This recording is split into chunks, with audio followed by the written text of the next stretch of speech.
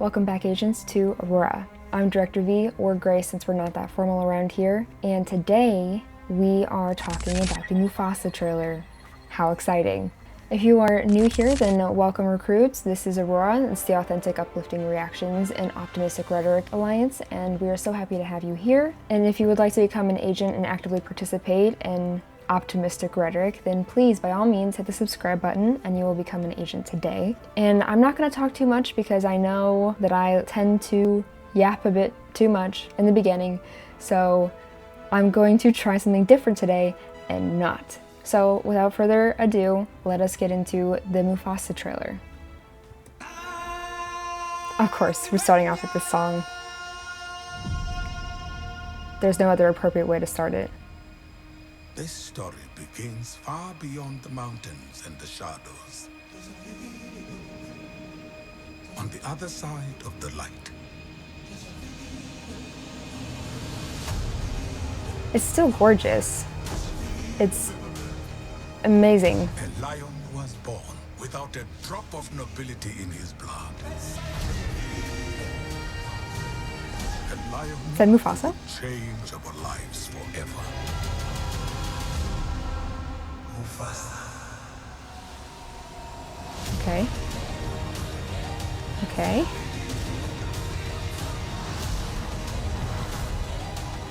The earth will shake. Was that Scar? Destiny awaits you.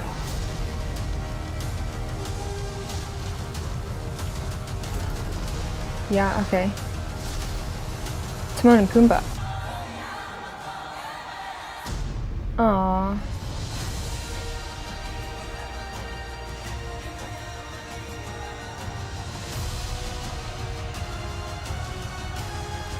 Wow, okay.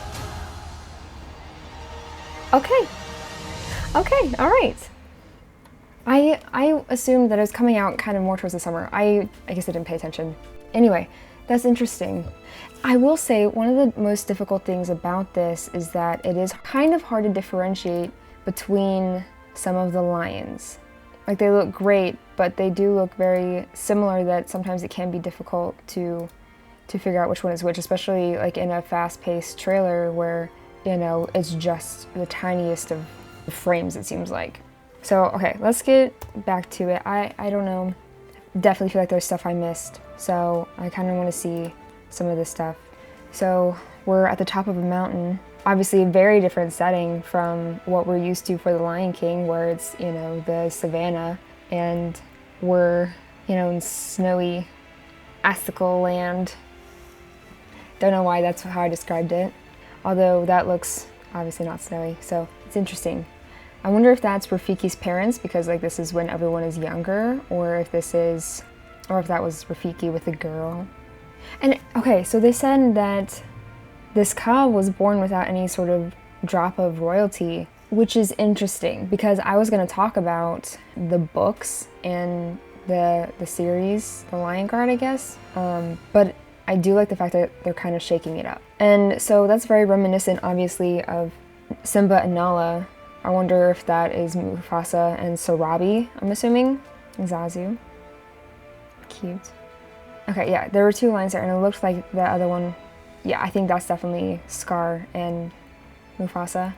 I wonder what Scar's role is then. If Mufasa, are they still brothers? Are they still... I need to finish my thoughts before I, you know, keep talking. Like, are they still brothers? So that means that Scar doesn't have any drop of royal blood in his system, so that... Because he was the firstborn. No. Mufasa was the firstborn, and then it was Scar, which in the books his name was Taka, and in the Lion Guard I think it was Ascari, and I only know that because I had looked on the Disney wiki, because I was trying to remember what Scar's original name was, Taka, but turns out that he had a completely different name and very different backstory in the Lion Guard, which I haven't seen the Lion Guard. I didn't know that they dropped Lion King lore without telling me. Rude. So that's interesting. I wonder where that's gonna go, because then it kind of, I feel like, takes away his sense of entitlement to the throne that I feel like Scar has. you know, because they were royalty. It went to Mufasa and stuff, which makes sense because Mufasa was the firstborn, but Scar wanted, you know, to end up ruling, and then Simba got in the way. Awkward. So without that royalty that's like built in to his life, it's interesting if, I don't know. Oh, okay, well if you read the description, it gives a description of the movie. Would have been helpful if I started there first. So, okay, it says that Mufasa the Lion King enlisted Rafiki to play the legend of Mufasa to young lion cub Kiara. Oh my gosh. Okay, that's great. Daughter of Simba and Nala, with Timon and Pumbaa lending their signature shtick, told him flashbacks. The story introduces Mufasa as an orphaned cub, lost and alone until he meets a sympathetic lion named Taka, the heir to a royal bloodline. Never mind, I think I like that better, because that's really going to make him upset.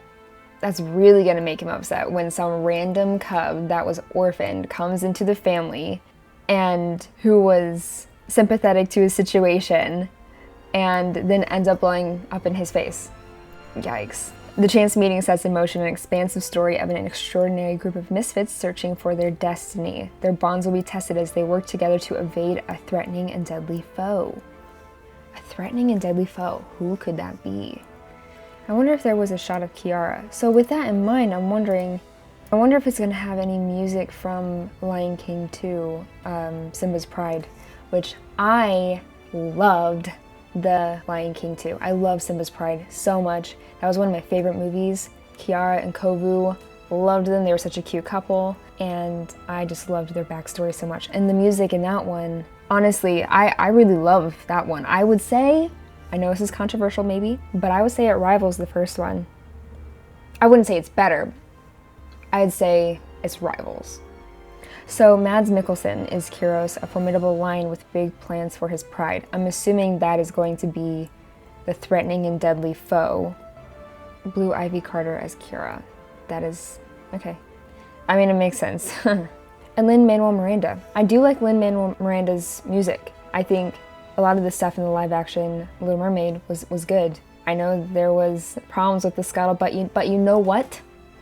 I liked the scuttlebutt. I thought it was freaking hilarious. I was cracking up in the theaters. So you know what? Sue me. I like Lin-Manuel Miranda's music. So I'm excited to see what he brings to the table here. And because he does seem to understand how to best incorporate established music into his music, the way he writes it. And I do like that. In the books, I'm pretty sure Taka was given his name by himself. Whereas in The Lion Guard, it seemed like what I read was that his name was Ascari, but he got the name from Mufasa after he was bitten by a snake, a cobra. So that kind of has to hurt a little bit. So I'm wondering, you know, if his name is Taka here, does he give himself the name Scar? Does Mufasa give it to him? Because then imagine that, you take in this orphan cub, not only is he going to eventually get your throne, but he's actively making fun of you for a deformity that you get. And I'm wondering if this is a story that's going to lead kind of directly into the Lion King, or if it's going to be a story that still leaves more room open to figure out what happens next. Like if it's a prequel that still gives opportunity to tell more stories in between the two. I don't know how I feel about it being flashbacks. On one hand, it gets me excited because we will be seeing Kiara and stuff, but on the other hand, I don't. Sometimes it can feel like the narrative is split, and you know, sometimes I'm a little antsy to get back to plot A versus, you know, sitting here for another little bit of plot B. I mean, I kind of have faith in both of them because on one hand, I love Lion King too, so I want to see Kiara, but on the other hand, like I'm also excited because I want to see a new original story with Mufasa, and I think that's exciting. I will say I did enjoy the first Lion King, and I know it did really well at the box office. My only issue with it that I had was the fact that it was just the same. And it's a great story, so I have no problem with that. But on the other hand, it was so similar that I kind of got bored because I've seen it before, and it seemed like not enough changes were made to it that kept me, I guess, engaged in a way to see what happens next, because I knew what happens next. Whereas here, like, yes, it is still the CGI lions where maybe they're not as expressive as the animated ones, which, you know, that's an argument in and of itself, sure. but at least it's an original story, and so it's going to change things up, and I think that that will engage me more than just a retelling of the story with slightly less expressive animals. So while I liked that one, and it was fun, and it was a technological marvel, I think, at the time, because of the fact that it's a live action. I mean, it's CG, but it's live action. I'm more excited for this one. I am. And hopefully this does really well, and I think it's fun. What did you guys think? Did you guys think it looks interesting? Are you guys gonna go see it? Did you like the first one? Or are you more along the same lines as me, as wanting to see how this one does in comparison? Would you prefer to see this one? I'm very curious. So let me know what you guys think. I'm excited all around. It looks like fun. It looks like fun. And you know what? I'm here for fun. So I can't really complain too much. Thank you guys for being here. I appreciate every single one of you. Let me know what you guys think. And for returning agents, your mission assignment for today's video is going to actually be just a simple question and answer. Question being, if you could make any movie live action. I know not everybody likes the live action movies, but hear me out. If you can make any single movie live action that you would want to, it doesn't even have to be Disney, it can be anything, okay? What would you want it to be and why, right? For me, you know what I think would be really fun? Is a live action Rise of the Guardians. I don't know why, I think that'd be really cool. And I could just see no, hold on, I'm thinking about it, and I feel like the Easter Bunny might be nightmare fuel.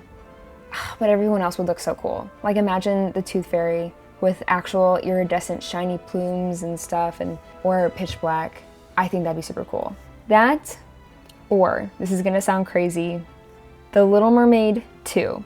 Okay, I just want to see the live action actors from that movie, Prince Eric and Ariel, both people reprising their roles, of course, and having a daughter who wants to be a mermaid and stuff. I would love to see that adaptation, and I would eat that up. So I think both would be great, and that's probably what I would choose to do. And you know what? You can honestly just say as well that if you have nothing, you don't have any movie that you would like to see in a live action adaptation, that's fine, just let me know. But I would still ask you why. Why is that? I know people have their opinions about live action, so if you do have that same opinion of no, thank you, let me know why. I'm curious because I don't hold that same opinion, so I'm curious to see what your side of the conversation is. So let me know on that. And lastly, you can go ahead and follow me on my social medias. I do have a Twitter that I will be using to kind of communicate with you what I'm doing and when I'm posting stuff. I will also probably be using the community posts as well. But also I do have Instagram that I use for personal stuff.